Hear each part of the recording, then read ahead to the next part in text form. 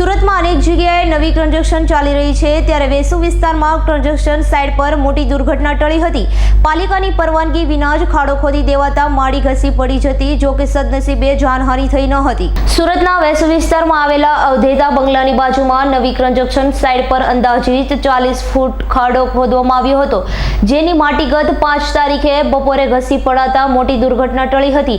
જ્યારે માટી ઘસી પડી ત્યારે મજૂરો જમવા ગયા હતા। ઘટના બાદ આસપાસમાં રહેતા લોકોએ કામનો વિરોધ કર્યો હતો, પરંતુ બિલ્ડર અને કોન્ટ્રાક્ટરે કામ બંધ કર્યું ન હતું। જ્યારે આજે વધારે પ્રમાણમાં મોટી ઘાસી આવતા અવધેતા બંગલાની દિવાલોમાં ક્રેક પડવા લાગી હતી, જેના કારણે રહેવાસીઓએ ફાયર વિભાગને જાણ કરી હતી અને ફાયરની ટીમે ઘટના સ્થળે પહોંચ્યા બાદ પોલીસ અને 8 ઝોનની ટીમને પણ તાત્કાલિક ઘટના સ્થળે પહોંચી હતી।